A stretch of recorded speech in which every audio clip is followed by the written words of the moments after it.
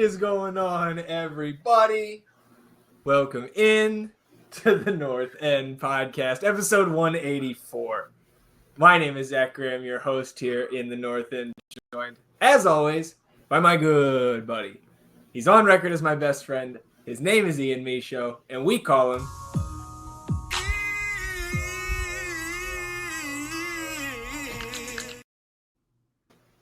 He's sitting here Sunday afternoon, beautiful, Austin, Texas. Still kind of hot, a little hot for my liking for a Halloween episode here in the North End. We've got our costumes on here. Why don't you? I'll throw it to you first, E. How you feeling? And what exactly is that costume? Oh, I'm feeling great, man. In the spirit, in the mood here. Texted you earlier, said I was going to wear my costume for the episode today, and you went and grabbed the old Stu Vigno Batman mask. Stu man. See, I'm Stu man. I'm Stu man. I am. Where's our DP? Where is he? I am Moo Deng's trainer.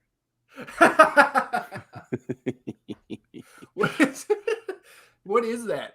Is that a turkey leg stuffed animal? What's the bone sticking out of the top? It's a turkey stuffed animal? Pretty sure it's a... I was at CBS trying to throw this together last night, and, I'm printing out this giant fucking selfie photo of Moo Deng, and everyone's like, yo, like, what are you doing? And I was like, I'm trying to make a Moo Deng little stuffed animal here. And they're like, well, we got these squishmallows or squishmallows. I don't know what you call these things, but had to go grab one of those, wait like 35 minutes to get this giant picture printed out, and then we just threw a little masking tape on there, but it's falling apart at this point. But yes, I am Moo Deng's trainer.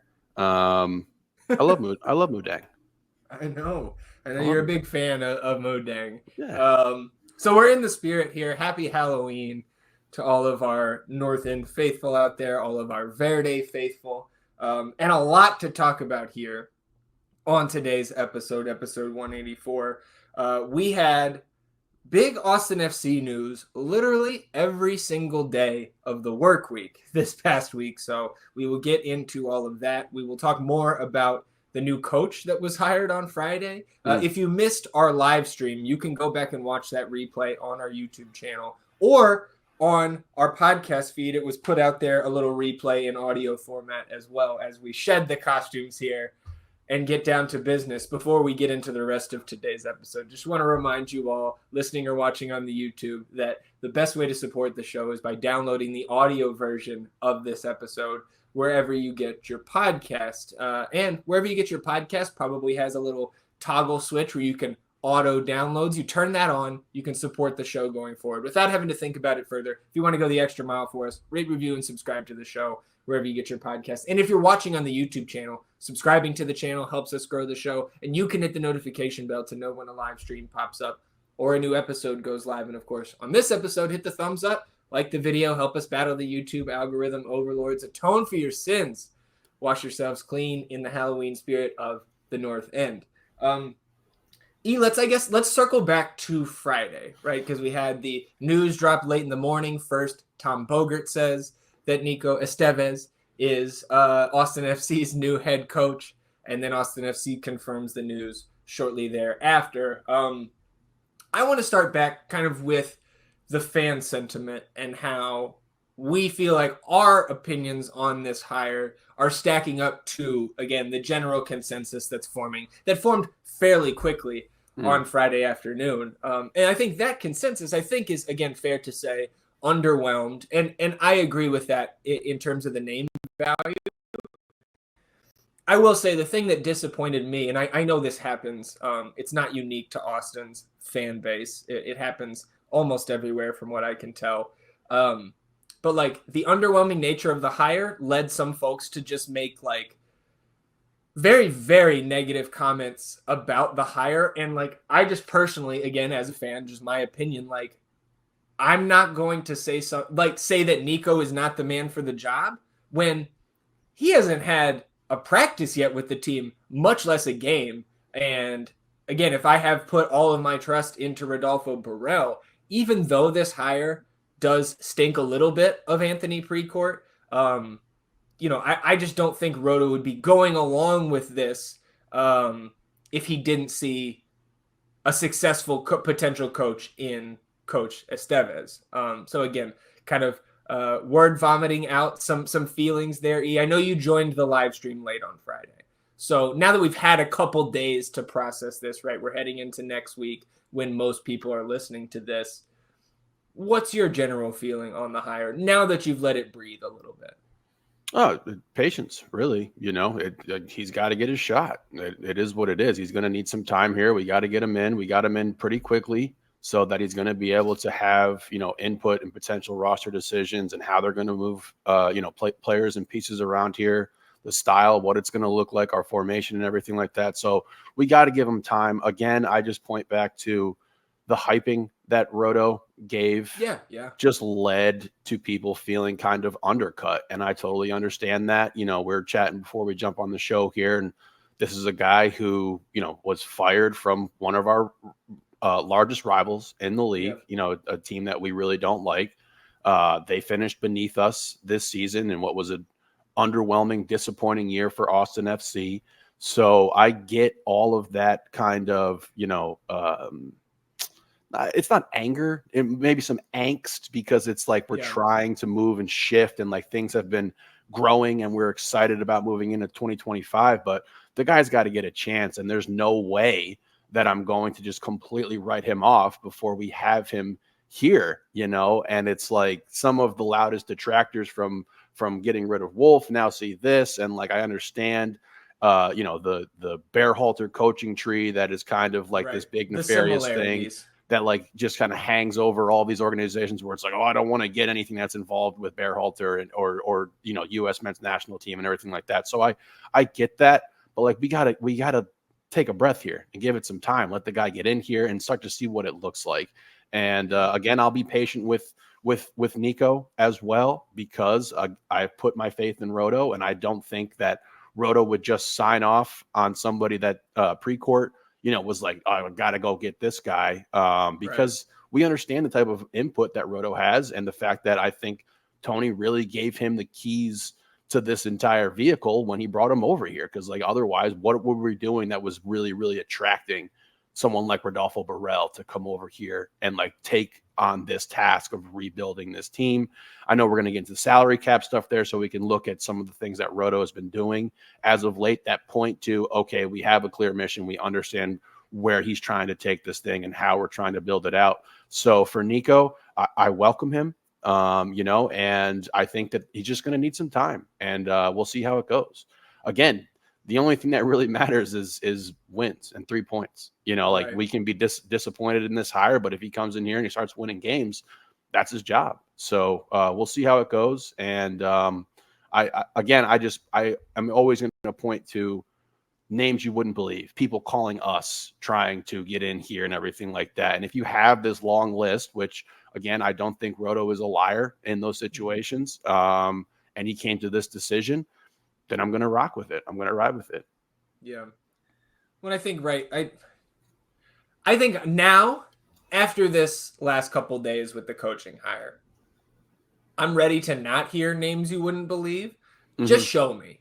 Whether it's a coach, whether it's players, right? And I will be just as excited then as I would be when you're dangling that in front of us, right? Mm-hmm.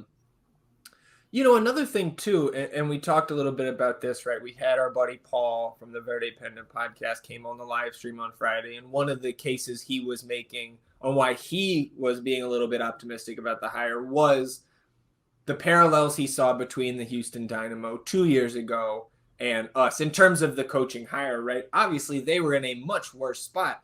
I believe it was a 9-year stretch without playoff qualification prior to last season for the Dynamo. And again, I think we have a more talented roster now as Nico is hired than when Olsen was hired then, right? They had added Hector Herrera in the summer window of 2022, right? But if you think back to that, 6-7 games that Ache played that year, he was not good, right? There was Houston fans getting mad that he was there were video clips of him coming out doing tequila shots while the team, like, he was out injured, right? And he's doing that and partying while the team is kind of in the trenches down the stretch run of that regular season. And then obviously he turned it around. They brought in some very key signings. And I also think that they haven't, even with their roster and Pat Onstedt, their GM, like, I don't think they've fully fleshed out. They're right. They've had Sebas Ferreira on that team taking up a DP spot who doesn't even play. Yep. So again, I think we are, with the flexibility moving forward, I am choosing to not just err on the side of patience, but also err on the side of, again, the cautious optimism with Nico being able to come in here with, a change of scenery. I think probably, especially by the time we get to February or even January, right, when training camp rolls around, I expect this to be, on paper, the most talented Austin FC roster that there has ever been, and a more talented roster than he dealt with, Nico, that is, than he dealt with at Dallas. And the one other point I wanted to bring up, just thinking more about this, like, again, I totally get looking on paper, like, yes, I'm in the camp too of I'd rather see a coach come in here that has a track record of success, right? A winning percentage, a little bit, at least closer to 500 than our former coach, right? But then I look at a club like LAFC, right? And I think you and I would both agree that their success is based around the strength of their roster, the strength of their sporting director having plans for multiple windows going forward, and his ability to adapt when he gets thrown a curveball. Like, that roster and the depth that it has is what has buoyed that team since their inception. And Steve Cherundolo, again, I think is a good coach. I think he has proven that out with what he's done with the roster he was given or has been given over his first couple seasons. But man, go look at his record in USL before he was hired to LAFC, right? LAFC was his first division head coaching job. I want to say he had 6 wins the season before in USL before he got hired. So again, I'm not trying to compare us to LAFC, because that is still a franchise that we are striving to, I think, not 100% model ourselves under, but clearly the class of at least the Western Conference, since we have been, our franchise, our favorite team has been in this league.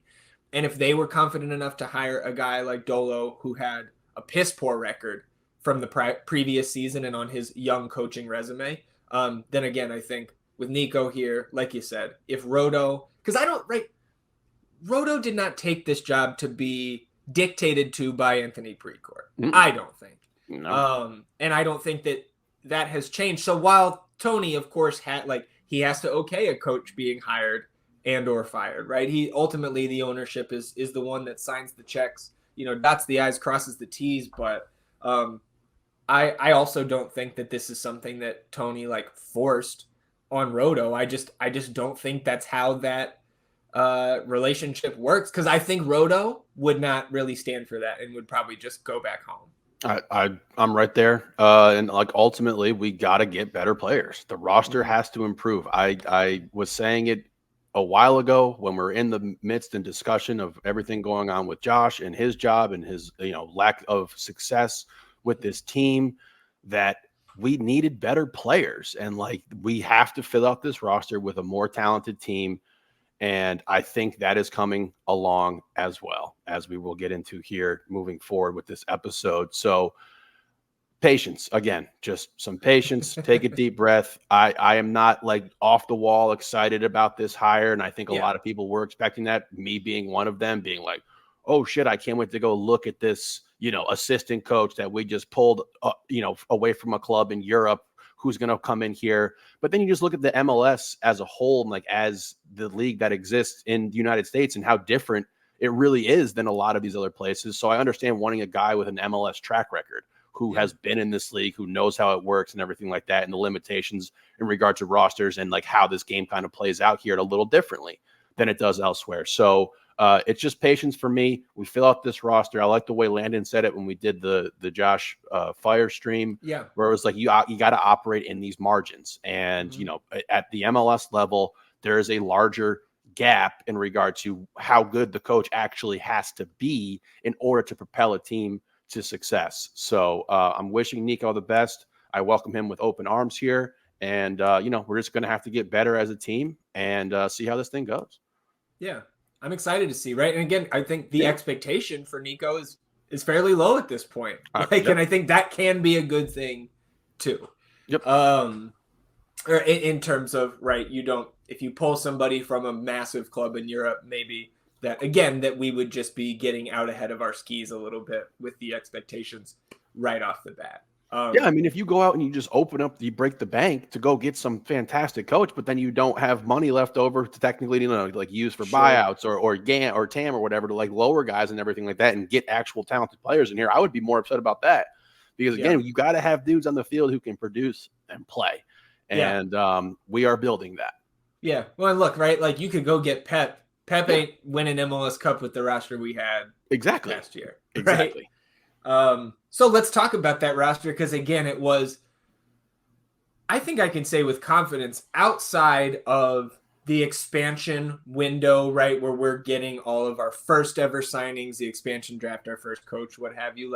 I think even when you probably take it back to that timeline, that this was the most news-packed week in Austin FC history with literally, let's just go through it. On Monday, Hader Obrian signs a contract extension. So giving Obrian 2 additional years. So he's now signed through 2026.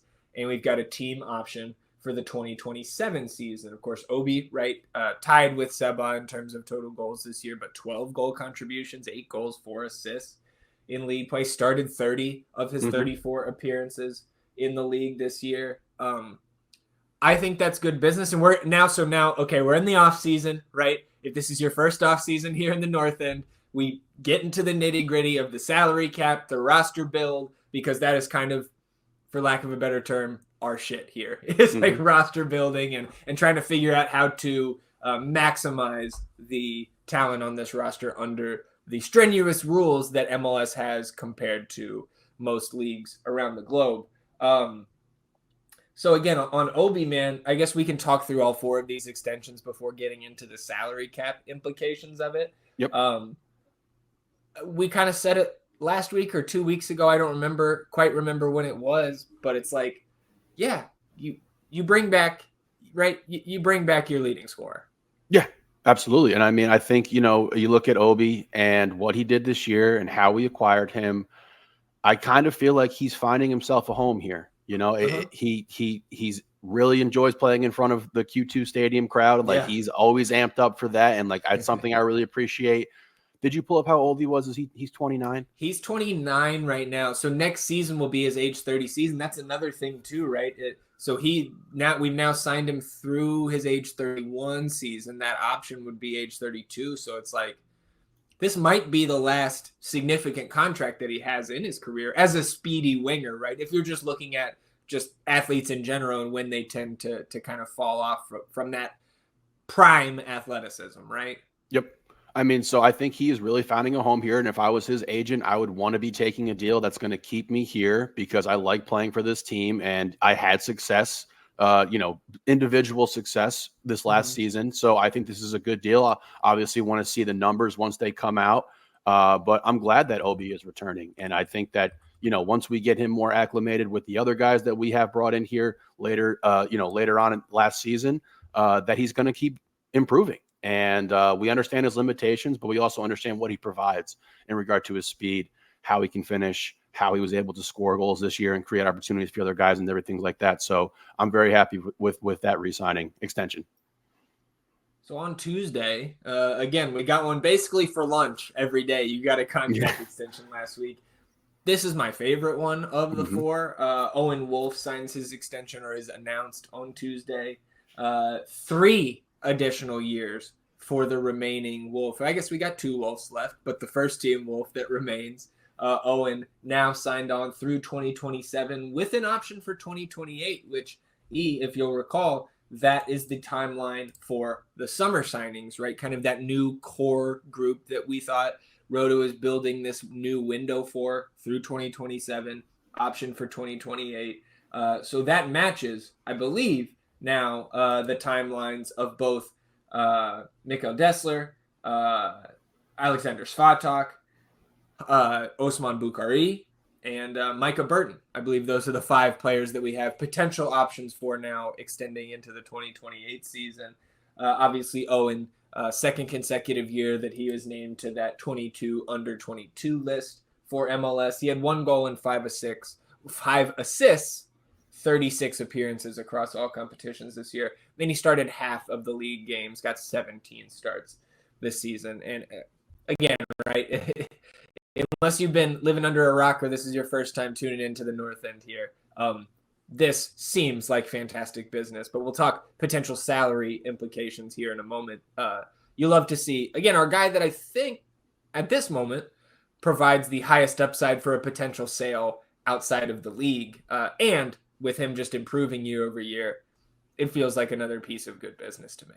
Absolutely. I mean, Owen's an MLS vet. It sounds weird right? to say given how young he is, but he's a veteran of this league at this point in time, and you're going to be able to get him locked up till 2028 potentially with that extension. And as I mentioned before, like when we lost Josh, I said losing Owen would be a much bigger loss than losing Josh. And then Roto comes out, gives his full support for Owen, says that he's one of the best players in the country and that, he's going to continue to flourish and grow and everything like that. So not only do you have the potential to move on from him later and get one of those kind of like really good business deals that we've seen from other teams where it's like you have this guy in a homegrown, you're not paying him anything, you go ahead and sell him, get a big chunk of change back.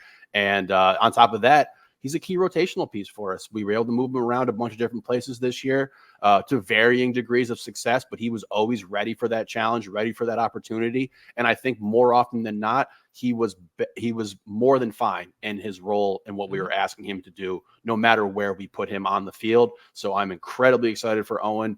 Just like you said, this is my favorite extension signing that we had here in this earlier part of the week. And, I'm a Lobito fan for sure. I think he adds an entire, he adds different layers to this team that we really need.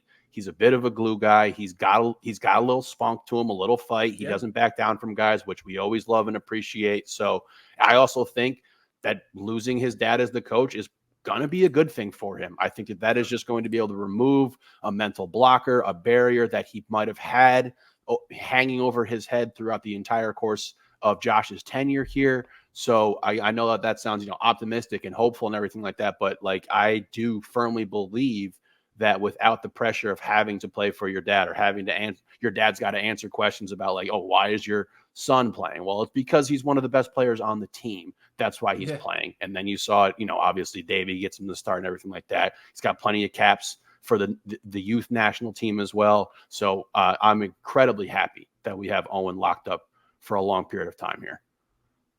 Next one on Wednesday was Brendan Heinzike. One of the biggest surprises of the season, right? A guy who you kind of got off the proverbial scrap heap coming into the year and turns into what ended up being kind of a game in, game out starter throughout the majority of the season. Just one additional year for BHI, so signed through next year with a team option for 26. And then on Thursday, I think we can lump these two guys together because they got the similar extensions. One additional year for Diego Rubio with a team option for 2026. Of course, Diego, 4 goals, 1 assist, 30 appearances last year. But really, after May, kind of faded in terms of his playing time and kind of resurfaced over the last month, getting a couple starts down the stretch. But Heinzike, Diego Rubio, in the fold for next year. And on those, again, you give them another 1+1, so they're expiring next year. I don't expect those salary cap numbers to come in. I actually think a couple of these guys could be cheaper. But we can talk about that here in a second. Just on paper, how do you feel about those two guys sticking around at least one more year? I feel great about BHI and pretty meh about Diego. With Diego, we just need Diego and G. We know the need that we have at the 9. We need an upper echelon striker who can finish, who can create his own shot, who is going to be able to get the ball from Seba or from Book and be able to make something happen, because we know what Diego and G bring. And while I appreciate the things that they do bring to the field and to the team, we just need a top tier kind of guy who can go score a goal where it's look, it hasn't been working. Go get us one. And those guys exist. So, I do want to see the figure for Diego because I'm in that camp as well, that I do believe he probably came in under, what he's at right now because of how, drastically he kind of dropped off after the start of the season when we're touting, lock this guy up, extend him right now and everything. But at the same time, with that kind of not negative feeling, but, more, for lack of a better term, lukewarm kind of like feeling about getting him back. He needs to get healthy. And like, if I can see him, feel a little bit better with his knee, do whatever you got to do there, then I do think that he's going to be able to provide some spark off the bench, another veteran guy that you're going to be able to bring in, who's going to know the game plan, who's going to execute the game plan. So I'm fine with that. BHI, what a great find by this staff to be able to get him in here. And then you just start seeing him logging some really tremendous minutes. I think he plateaued after a while, but he was playing at such a high level, at such a level that we didn't expect from him, that you had to forecast that coming at some point in time to kind of come back to reality here. But to have him locked up with the 1-1, I think is really good business as well. Well, so we get through the 4 extensions. We talked about coach on Friday. So you know what time it is now. The calendar is about to turn to November. So let's open these cap sheets back up. If you navigate to the northendpodcast.com, you click on cap sheets. You, of course, have all of the most up-to-date salary cap and roster information available about our favorite team here. And if you go there now, you will see we have now added our 2025 roster spot page, which you are looking at now, and a 2025 cap sheet. Again, these cap sheets, until the league makes some more changes to give us further transparency into the cap, into allocation money, these are just our best estimates. But again, I think this is, I'm a little biased here, right? I got the North End tinted lenses on, but I think this is the most comprehensive overview that I've seen out there on our favorite team, and can really, if you're interested in this type of stuff, can give you a very clear picture of what Roto is working with.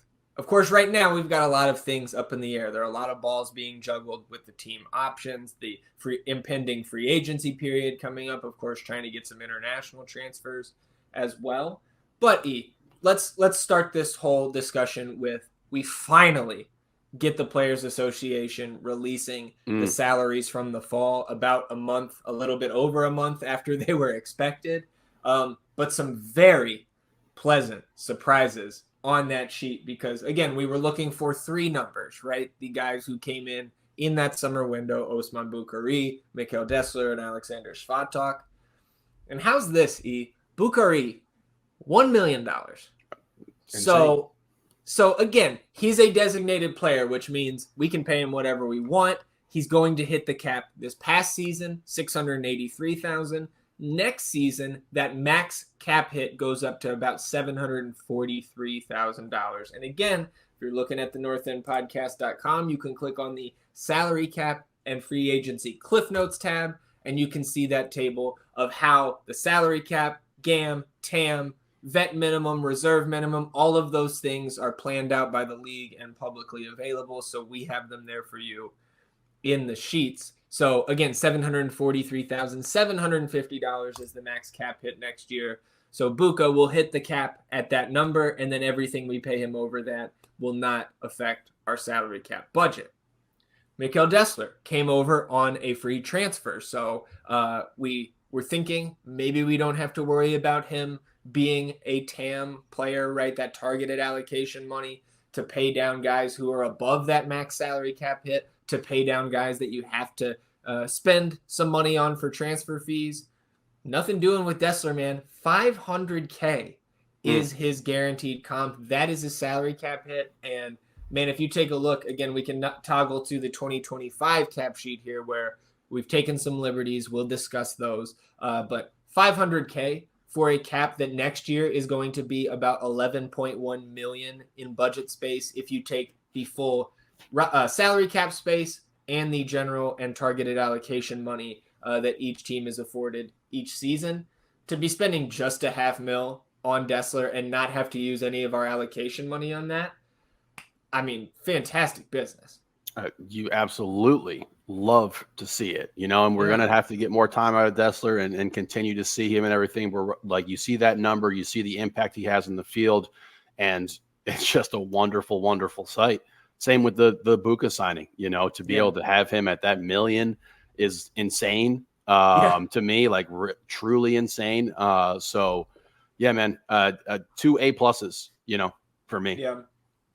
Well, and then so the last one before we talk more broadly about this sheet, Spot Talk, right? Who I think you and I and a number of other Austin FC fans, I don't think this is necessarily the majority opinion. I know there's some concerns maybe about his distribution, right, in a possession style offense, that maybe he's a little bit clunky there. But I don't know, man. Everything I saw on paper from him, everything that he put on film late in the season, I think this is our CB1 going forward. I think he could be a candidate to be the team captain next year. Obviously, we'll see how things play out. But for the salary cap purposes, $300,000 for Spot Talk. Now, we did have the reported $1.2 million transfer fee.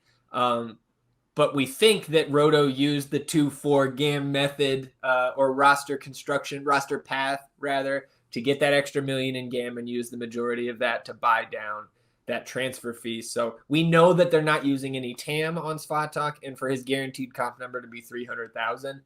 Even if we're giving these guys modest salary increases year over year, they're not going to come close to that TAM level because that max cap hit continues to go up over the next 3 seasons. To be spending $1.8 million total on those 3 guys, and for the cap hit to be about 1.5 mil out of next year an $11.1 million budget. Whew, I'm just very excited for what's to come, as happy as I am about those salary numbers. Yep. Again, got to see more from Spot Talk. Obviously, we didn't get a whole lot out of him in regard to minutes played. He was incredibly impactful when he did play.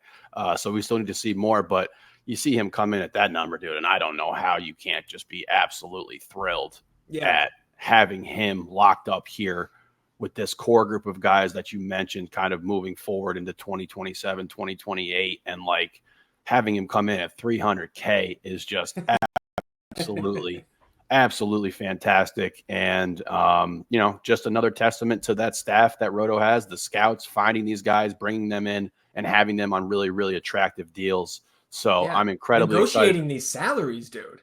Yeah. I'm just so excited about 2025 and seeing a full season of Spot Talk.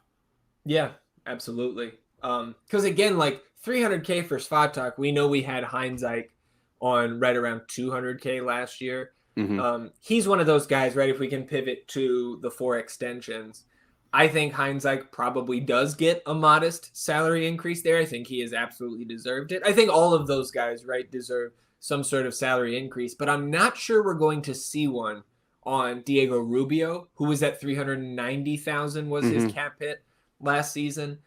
I could see that coming down just a touch. And I do think with Hader being signed right through 2 additional years through 2026 with the option for 2027, he was on about $537,000. That was his cap hit this past year. I could see that coming down slightly in exchange for the longer contract. Which again, I think, and even if he's on this similar number, I think $500K-ish for a guy like Obrian to hopefully be a guy who's either a backup winger or somebody competing for that left wing spot. Again, I think he profiles more as the backup to Buka next season because both of those guys are pretty much, ideally they are right-sided guys in the attack. And then we come to Owen Wolff, which I think is the most important or the most interesting salary to be waiting on of these 4 extensions that we got this week, because we know, right, we've had Owen on a homegrown contract, which has kept him on the supplemental roster to this point. Supplemental roster for the uninitiated means that they do not count against the team's salary budget. So whatever you think of Owen Wolff as a player, I think we could probably all agree that getting that kid from a salary cap perspective for free is a pretty great asset. So how can we keep him on that supplemental going forward? I think we have the answer here, E. And interestingly enough, I think we have to look at Matt Bersano as an example of what Roto could potentially be doing here cap-wise. We know that if we're looking at the salary cap and free agency cliff notes, we know that the vet minimum this past year was right around $89,000. And so anything over that, right, usually that's going to be a senior roster spot. But we know that in the rules and regulations of the league that they say there, I think it's 100,000 above that. You can use allocation money to buy a senior roster player down to the supplemental roster with allocation money. Or it's like 100,000 or some percentage of that player's salary. You can go back and find where we talked about that on a previous North End episode. But if you go into the roster rules and regulations and you look at the homegrown player rules that they have listed there, it says that homegrown players in supplemental roster spots may earn in aggregate each year up to $125,000 above the reserve minimum salary or the senior minimum salary, depending on which supplemental spots they are in. The other two homegrowns we have, I believe, as it's not notated here, we can change this. Damian Loss is, in fact, on a homegrown contract because we bought his homegrown rights from Chicago when we acquired him. So Damian, Micah, and Owen are the three homegrowns on this supplemental roster.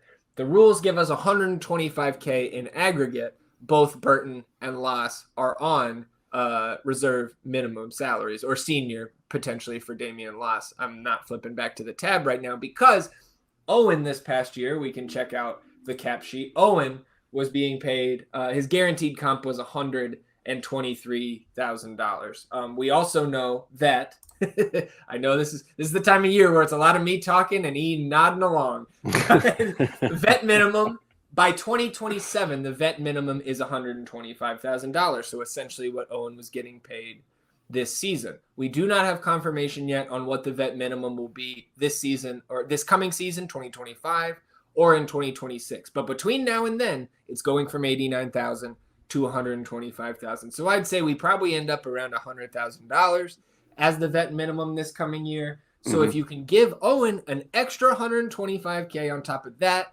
that veteran minimum continues to go up, so you can give him slight salary increases year over year. If you keep him under about $225K, I think we keep him on the supplemental roster. And again, to me, that is the key. Out of all four of these contract extensions, I want to see Owen Wolf stay on that supplemental roster so we keep our maximum flexibility for the senior.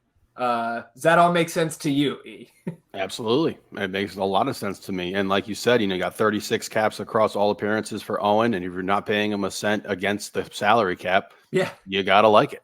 So I also am a believer that he's going to come in right around at that $225K, have him slotted out on the supplemental roster, rolling with it. So taking a look at our 2025 roster spots tab here, we've adjusted the guys, guys who were on options that signed extensions this past week. They have retained their green tint there in the sheets. They have their on roster status. We've taken the guys who are on team options or no options at all and are expiring. They now have that yellow tint. We have brought Damian Loss in this 2025 roster slot sheet back off of loan for the time being. We have returned our 8th and final international slot, which was in Atlanta for the final few months of the season. We have taken John Kolmanich off of the U22 list because when his extension kicks in this winter, he just hits the senior roster and comes off U22. We have kept the 2-4 GAM route intact until proven otherwise. And maybe a good time to bring in our newest rumor into the conversation early in the week, E, and it seems like an eternity ago. Austin FC has been linked to Werder Bremen forward Marvin Duksch.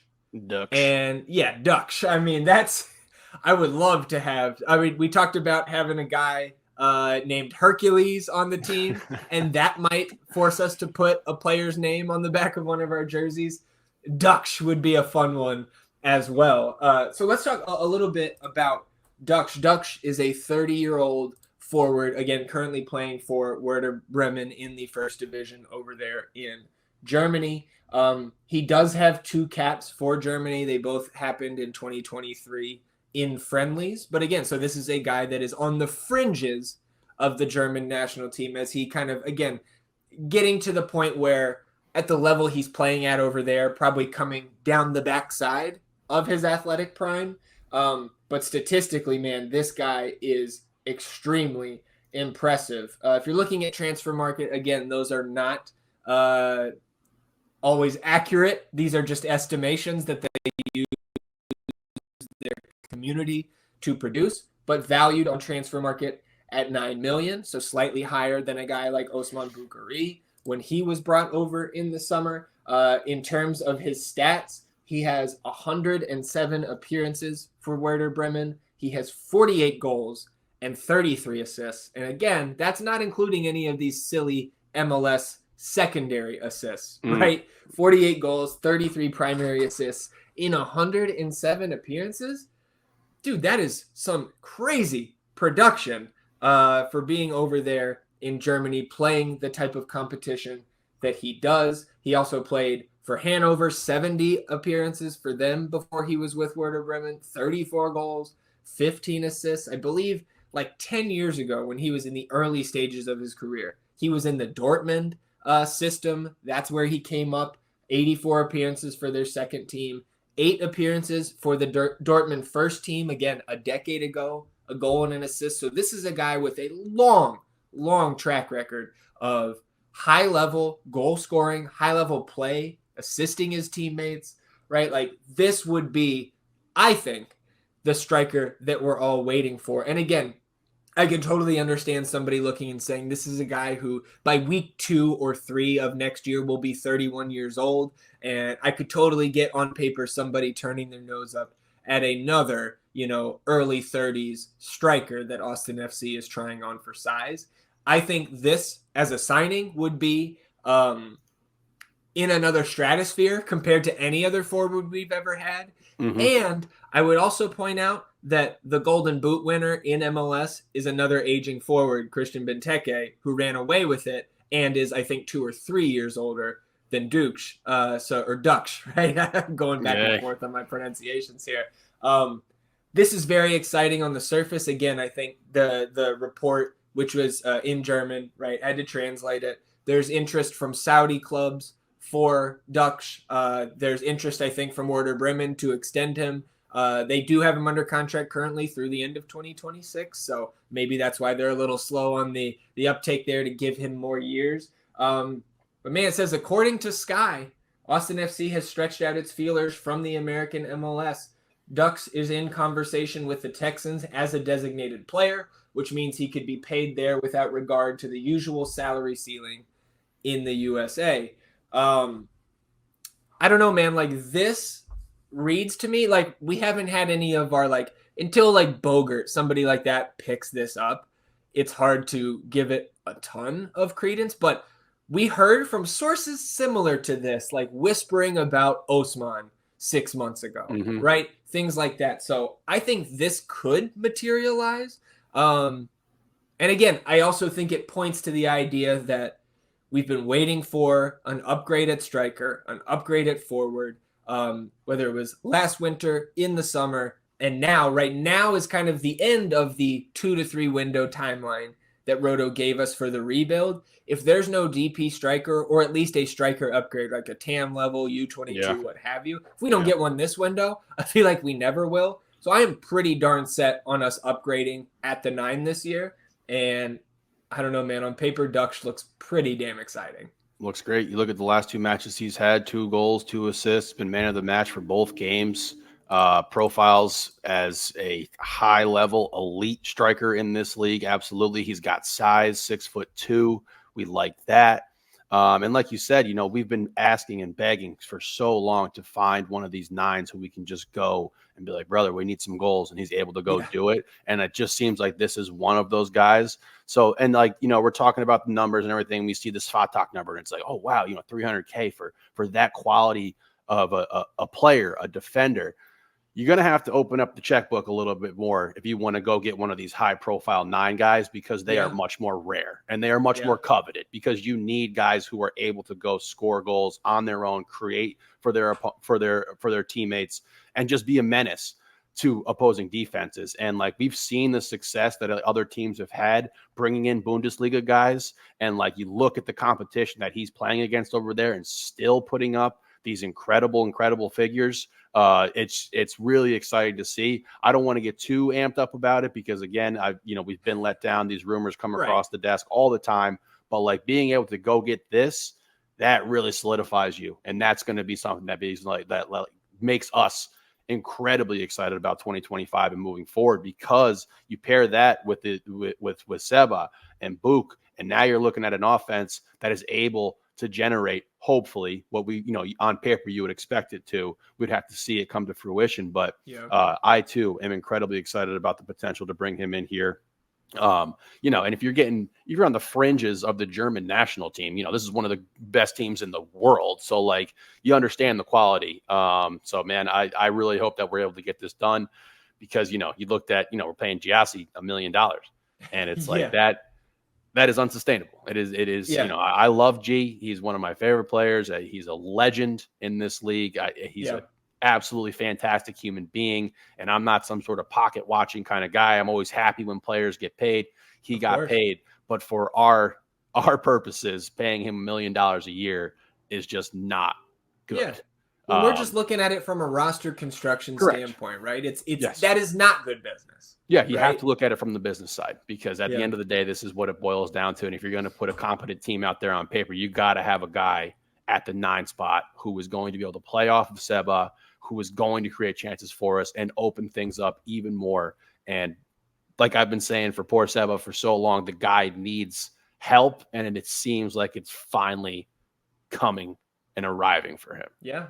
Yeah. And again, like, he's somebody that I think about, because it's not just that Dux would come in here and be an awesome target and probably score some great individual goals as well. But you look at the service that he's providing, at least statistically, with his teammates, right? I can't say I've sat here and watched a bunch of Werder Bremen games. I haven't. Mm-hmm. But if you're providing 33 assists, like a primary assist every 3 games across your career, over 100 appearances, like, imagine what he can do laying the ball off for Seba, 1-2s with Buka, and whoever else you bring in for that left wing spot. It's an exciting rumor, and at the very least, I think is indicative of the profile that Roto is looking for at the position. Yes. I mean, when we saw Seba's MVP caliber season, he was getting fantastic service from Diego, and Diego was really putting him in great positions to be able to go score goals. And now you have this talent level, this talent floor just rising up and rising up. I think that is just going to alleviate a ton of pressure off Seba. I don't want to get ahead of myself and act like this dude is here, but this is a huge part of it for me, is to be able to get Seba some more competent offensive players who are able to take a bit of that pressure off of him, where he's not having to go get the ball, distribute it, then make a run, get the ball back, try to score. So like, I'm incredibly excited about this. And like we talked about with the salary cap and where we're at in regards to our figures and how we're coming in and everything, you can open up the checkbook for a guy like this. Absolutely. And in terms of those guys, those roster spots that we expect to have, if you, again, following along with us here on the 2025 roster spots tab, in terms of the senior roster, still full, right? Because we don't have any guys who we've let go in free agency. We don't have any options that we've officially declined quite yet. So those 5 spots, those 5 players, Danny Pereira, Johan Valencia, Ethan Finley, Matt Hedges, Alex Rain. I think Danny, right? I know Roto was asked about Danny. Are you reading anything into the week of extensions that was, and then the fact that Danny or any of these other guys did not get an extension? To me, Danny is the one that stands out.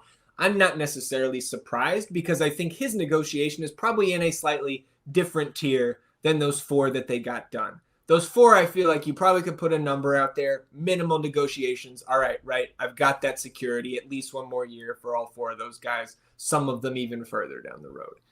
Danny, from what he was being paid to what he probably deserves to be making, I think, again, that's a lengthier conversation. Danny's probably pushing for closer to some of those Reyna type extensions. Yeah. Well, Roto, then if you're paying Dessler 500K, you're paying Svatek 300K. I don't know. Again, I want Danny to get paid as much as he possibly can, but I'm just thinking about this or trying to put myself in Roto's shoes. If I've got guys like that for 500K, Svatek for 300K, how am I going to give Danny Pereira much more than that? So I do think something gets done. And if there is no extension, that option is going to be picked up. They're not going to let Danny walk for nothing. Mm-hmm. But that is, of the remaining guys with options hanging in the balance, to me, that is far and away the most important one remaining. Oh, absolutely. The other 4 guys, sorry if this hurts some people's feelings here, but like they're, to me, I don't want to see any of them back. Look, it's time to move on from Alex Ring. It's time to move on from Alex Ring. And like we talked about potentially getting him in here on some sort of, team friendly contract, but it would have to be such a decrease in pay that he would probably kind of scoff at it, to be honest, because like you just mentioned here, if I'm paying Svatek 300K, if I'm paying, and Dessler 500K, how am I going to, find Danny money? It's like, well, you absolutely cannot justify any sort of figure that's above those numbers for Alex. So like, I'm fine with those 4 guys not being brought back. In regard to Danny, I am of the mindset that is a bit more of a complicated situation that they need to figure out, especially if your goal with him is to try to sell him later on. You want to have him on some sort of deal that makes it proactive to be able to get rid of him and like get a nice little return on it while he's also locked up for that next team. So like, I think that's the only thing that I'm going to be looking into that with the Danny situation. I just think it's a bit more complicated. There's probably a bit more moving parts that they really need to iron out. And, like we looked at the figures for Danny coming in, what he was being paid. Obviously, he is outperforming that type of money, and I can't blame him for wanting to get a nice little pay bump here. So I think that will come with time. But the other 4, I think it's time to move on from. There's some other guys in green that need to be sold. And and it's also like on those other guys, right? With Johan, I think is the one that, like, again, if any of those guys are brought back, like, I love those guys being on our team. I think they're great dudes, but like, I don't think Johan Valencia fits a possession style, and I think that is the furthest thing from a hot take that we've said here today. We've also had him going on Colombian radio, right, and saying that they're already looking for options elsewhere.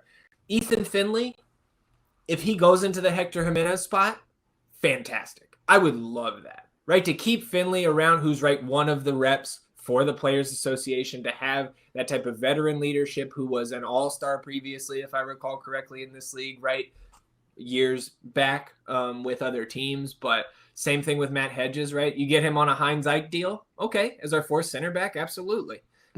Alex Ring on a less than a Dessler type deal. I don't think Alex Ring is a starter in MLS on a contending team anymore, and I don't think that's disrespectful. I think he's had a fantastic career in this league and overall, right? I just don't think, again, I think he's going to command a higher salary than Roto probably wants to pay him. But again, and it's not just the salary implications that are making me think this, because unless you can sell a Leo Väisänen, right? Unless you use your buyout on a Jassy Zardes, 2 things that I think from a flexibility and looking towards, again, Austin 2.0, I would like both of those things to happen from this roster build standpoint. If you don't do those things, and we pick up Danny's option, you only have those 4 senior roster spots to play with. And if you look at the special roster spots that we hope to fill, we hope to bring in that 3rd DP, which means you're going to the 3-3 build, which means you also have 3 U22s. U22s have to, by rule, be senior slots. So if we're going to fill those special slots and a DP and 3 U22s, guess what, boys? I need those 4 roster spots. I'm sorry. So like, that's where, again, like, if you move one of those other guys that are in green currently on our roster sheet, if you move one of those out and you can fit an Alex Ring on a pretty low number and he wants to be a rotational player in that midfield, fantastic. I would love that, right? But I just don't know if that's going to work. And my fandom wants to prioritize the high-end roster slots that we've never had. We've never gotten enough, nowhere near enough out of these slots. We haven't gotten anything, with due respect to the guys who have filled those U22 spots in the past. It has never been good enough. We've never had 3 DPs that all are firing at the same time. And we have an opportunity to do that as soon as this season. So I want those things to get done. And unfortunately, that's the business. It means cutting some of the guys that, again, like we have emotional fan connections with, that we like to see have success with our favorite team. That's just part of it, right? And it cuts a little bit deeper when you're so new into this as an expansion franchise, right? This is only our 4th off season that we've ever been through, right? And the further you go, the more you're going to see some of your favorites leave. It's the nature of the beast, and I just don't see a very viable pathway to making that happen with Alex. I really don't. Leo has got to go. That's the name in green. He takes up an international spot. We saw what happened last season. We saw him quit on this team. He's got to be gone. And yes, we have to fill these special roster spots. You look at a team like Inter Miami, and everyone wants to talk about Messi and Busquets and Suarez and everything. But how many dudes did they have on the under 22 list? Yeah. Some guys that aren't even taking you, right? Some of their homegrowns, right? 3 or 4 guys, right? Like 3 or 4 players. So that is how you're able to flesh out a competent roster with young youth kind of guys who can survive the grueling season that these guys have to go through and still have upper echelon type of talent at the top of your roster. So we have to get, I don't know every roster in the league. I can't break down every single roster, but you have to get incredible production out of those DP slots and that U22 kind of initiative to be a good team in this league. Now the league is different now. You know what I mean? Like, I don't know if you saw, I sent you that, LAFC kind of trolling the Galaxy after and it's like there was 8 teams in the league for a while, bro. Like I don't acknowledge your success when there's 7 teams in the league. It's like people talking about Bill Russell being the best player of all time. It's like playing against plumbers. You played 4 different teams. You played 32 games. Like, stop. So the league is in a different place now. You have to get the most out of these positions. And we need a better DP. We need a DP 9. We need U22 guys who can actually fucking contribute. And we're not just looking at and be like, well, maybe one day. It's like, no, we need you to come in here right now and start doing stuff. And then those are guys that you can sell. And it just continuously provides you with flexibility on top of talent and a competent roster build. So that's where I'm at. I hope that those guys are aware of that. Like you say, Hedges wants a defensive player of the year. Finley, an all-star. I'm pretty sure Alex has some all-star appearances as well. So I get that. And it's though that cannot be taken away from those guys, but we are just in a different space at this point in time. Yeah. And on the supplemental, right? I don't expect Hector to be back. Nope. Bersano, I think his wife has posted that they're moving out of Texas. So I think he is as good as gone from, again, reading maybe too much into social media, but we'll see. I think it's a decent clue there. That's a pretty big clue. You don't got to be Sherlock Holmes to break that one down. I think the likelihood is that Jimmy gets his first team option picked up, but I don't think it's 100% chance.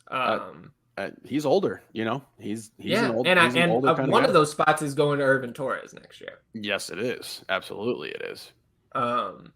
So we'll see. Again, let's kind of close this out. We'll shift over to the cap sheet, and I want to talk about our cap estimates here because we kind of threw this together, our 2025 edition of these sheets, before we hit record here. But we took some liberties, and everybody who is on an option currently, we just zeroed out their cap hit, assuming, just for the purposes of this exercise, assuming that they will not be back. Right, you could get a Danny Pereira extension that takes this number down. But what we're looking at right now, again, that salary budget, your cap space, and both of your types of allocation money, your total salary budget is 11.1-ish million next year.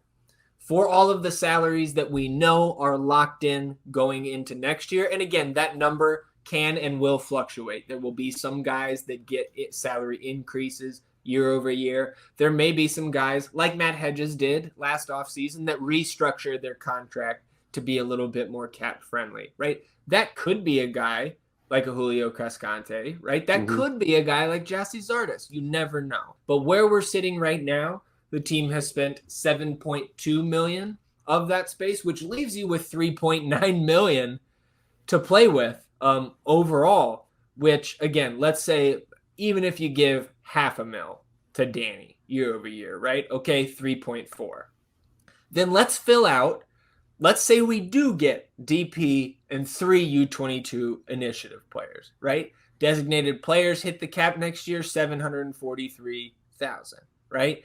U22 players can be paid up to that max cap hit of 743,000 per year, but they only hit your salary cap at 200K, right? So 600K cap hit for 3 U22 players, and then 743K cap hit for that DP. So less than 1.4 million of that total budget space could be allocated to those 4 roster slots, which would then put you at a full senior roster, right? Mm-hmm. So then again, it makes sense to me. If Tony, if you're serious about this and ownership is serious about trying to get up into the upper echelon of the Western Conference and competing for something next year, you buy out Giassi, man. You get that extra spot, because if you can sell Leo and you can buy out Giassi, not only are you opening up another close, I think over $1 million in that budget space, but then you can bring in some of those TAM players, right? This is where you bring in, like, again, the most recent TAM player is like a Marco Royce, right? But like, I'm not saying we go get a giant name that's, about to retire like that, but you can bring in very quality players using that targeted allocation money. And it just seems to me, again, like Roto is almost complete with his salary cap restructure of this roster.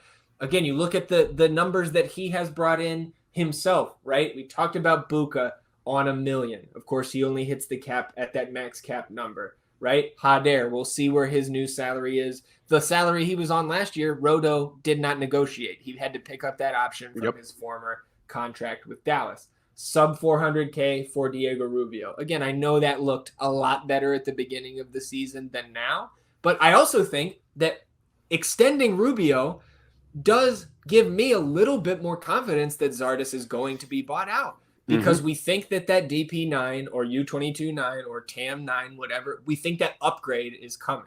Yes. So are you keeping all 3 of those guys? I lean towards no.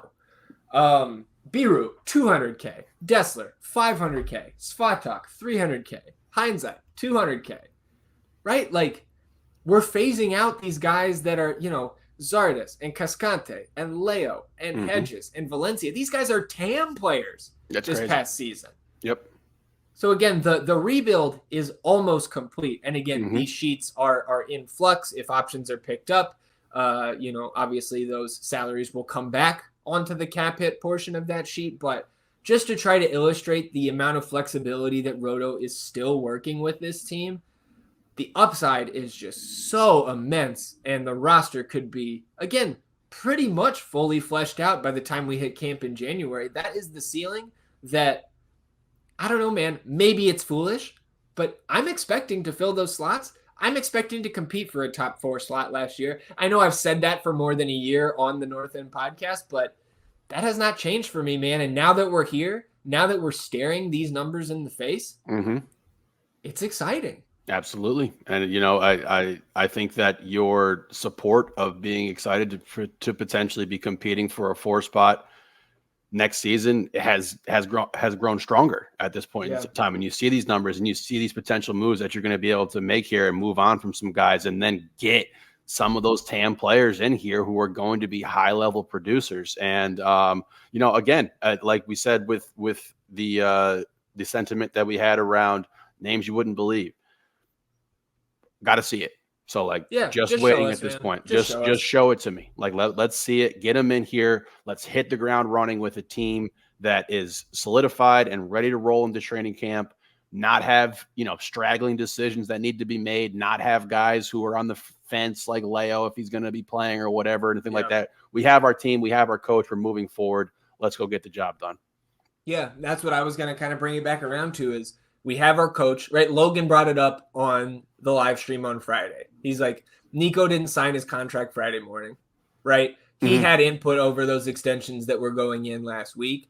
And again, hopefully that means that we're getting a resolution on Danny. I hope to see an extension because no matter how long that is, to me, you just got to lock him up so then you could potentially sell him if that time comes. And if you're not going to sell him, then again, we want him here.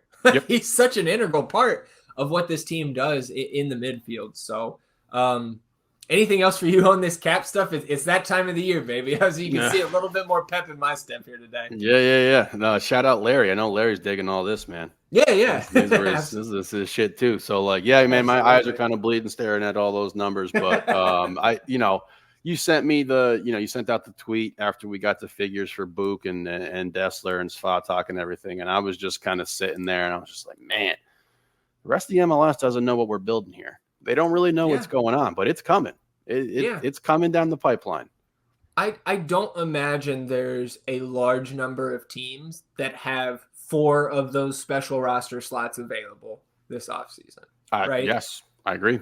Like on paper, the ability to improve this roster relative to the other 29 is, I would think, top 5 or 6 probably, without going through all the roster sheets. I would have to agree with you there. And then you see the money, you see the potential buyout and all that stuff, and you have plenty of avenues to bring in some top tier talent. And if these calls are actually being fielded by Roto in regard to names you wouldn't believe, because people want to be here for this organization, I think it's an exciting organization to want to be a part of. Obviously, we have not had the sustained success that most of the diehard fans have been clamoring for and wanting and everything, but you're able to build out this team, start putting a little bit of, a stamp of validity on the fact that we're going to be competent going forward. And I think that started with the Roto hire, where it's like, this is a serious organization who's ready to start building. And I think all of these things are coming. And we've been patient with it, and we're going to have to continue to be a bit more patient with it. But I do very much see, once you start to see these avenues that we have, once you look at the numbers, look at the cap sheet, look what guys are filling,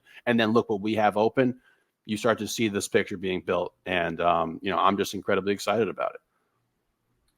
Well, obviously, we will return to the cap sheets frequently during the offseason. But again, right, sometimes we go long on these, but it's not a double pod week, right? We're in the off season, just one North End every week. So you've got maybe time, right? Maybe you consume these episodes, these salary cap episodes in chunks as your week goes along. But just a couple things to cover here to close out today's episode. This is another rumor, but a league-wide rumor.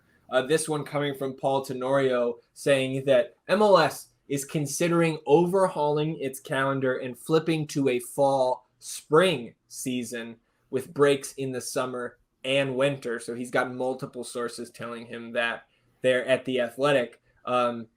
Owners, executives weighing the changes to the schedule again. The hope is for the league to institute the changes as early as the summer of 2026 coming out of that World Cup. Too soon to know, said Nelson Rodriguez, as the MLS executive vice president of sporting product and competition. Rodriguez said it's too soon to know if the league will institute the changes or what they could be. But he said, we've been engaged really since January, and it's been very extensive, exhaustive, and deliberate. It's still too early. We're still asking questions. We're still collecting and analyzing some data. We're formulating models. Some of those models are for formats themselves. Some of those models are how to assess the information that we get. But obviously, a schedule change would affect a lot of things for players, for teams, for fans, right? The weather in certain parts of the country. Obviously, we would welcome some fall games, some winter games here in Texas, but I can't imagine going to play in Foxborough in January or Minnesota in December. Again, they did mention in the Tenorio article, right, they would have a break in the winter. So it almost reads to me like Apertura Clausura, like the Mexican league does. And then, of course, I'm sure a lot of those models that Rodriguez referenced there is like, okay, how do we avoid losing as much money as possible trying to go up against the NFL and the NBA? Like if you go fall spring, right now we're competing with NFL, right? World Series, start of NBA, college hoops, college football. if you're ending the season in April or May, guess what? It's March Madness, it's NBA playoffs, it's hockey playoffs, it's baseball starting. There's clearly no perfect time of the year for it to happen. What are your thoughts on going to fall spring instead of spring to fall? Well, like you mentioned, there's not really a great time to try to be the, show in town in regard to sports here and everything. So I do think MLS should look at creative ways to try to bring this more to the forefront of the American public, the American eye. You see the league is expanding again. We're going to get San Diego coming in here.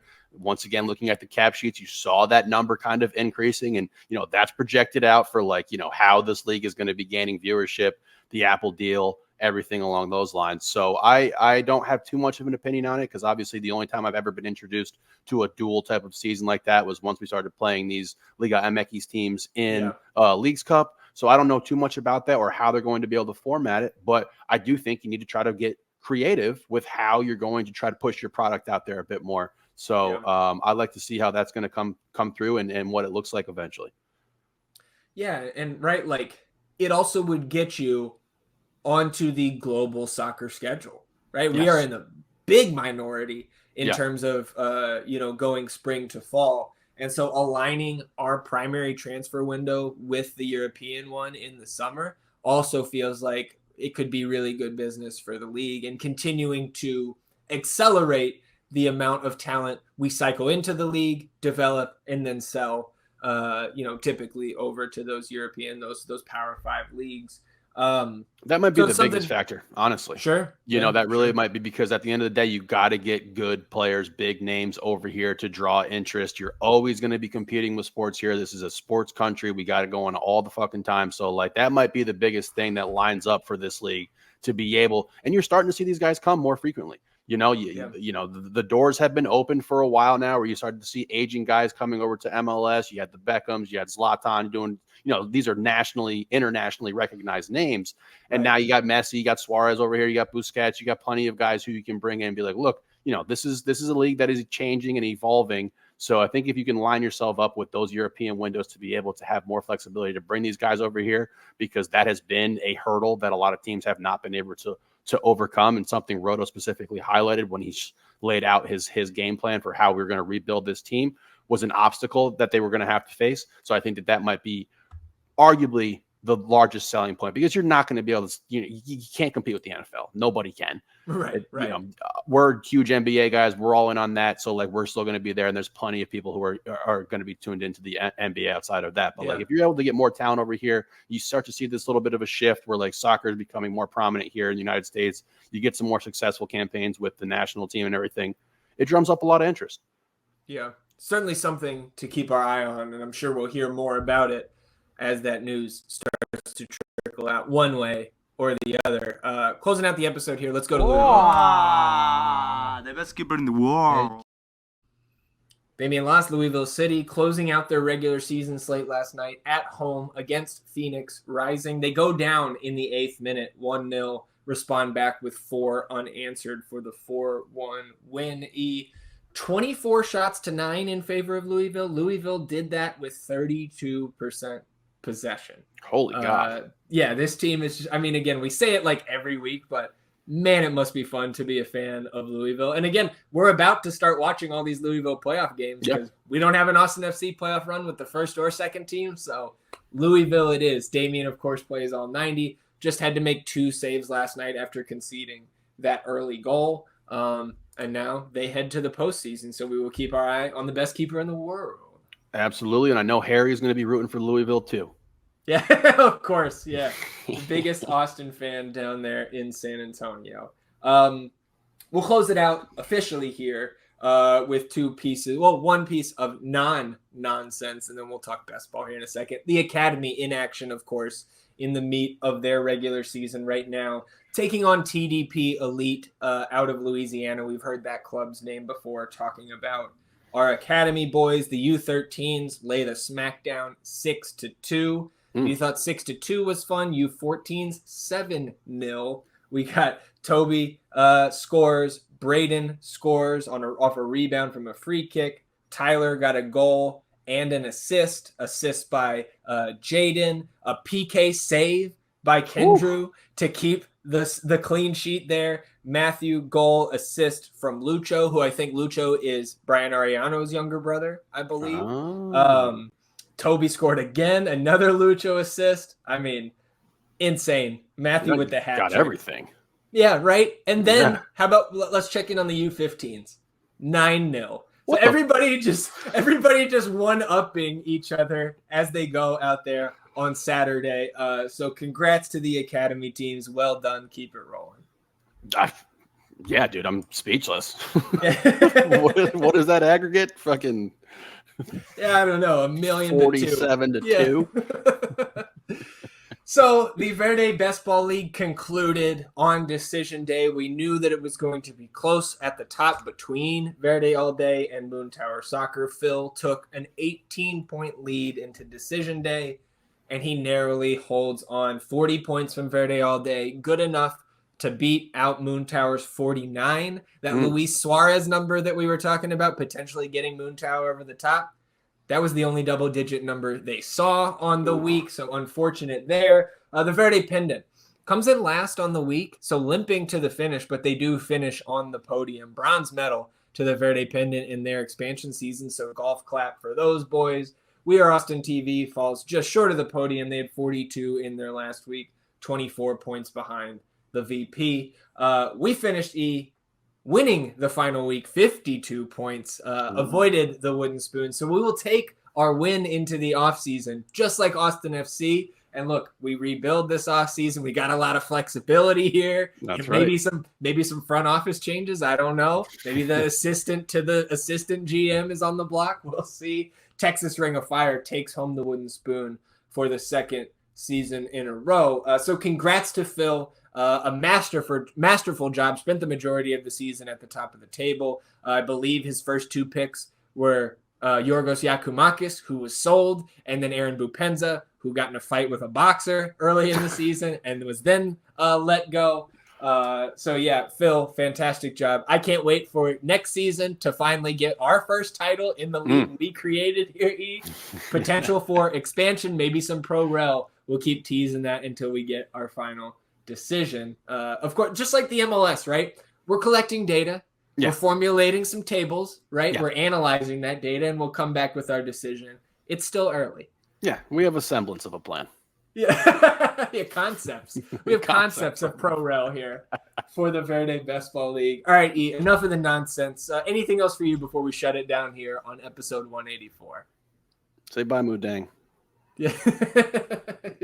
We say bye to Moo Deng. We say happy Halloween to all of you, and we appreciate you tuning in, sticking with us here on episode 184 of the North End Podcast.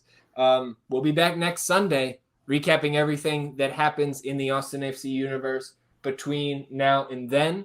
We'll be talking new kit rumors. We will be talking some nonsense-y, our own over-under competition, and our team points draft that we did at the beginning of the season. We will recap that. And again, the rate that this news is rolling out, I'm sure we'll have some important Austin FC news to discuss as well. So enjoy your week, everybody. Happy Halloween once again. We'll see you back here next Sunday for another episode of the North End Podcast. Until then, he's E, and I'm Zach. Vamos Austin FC, everybody. Goodbye.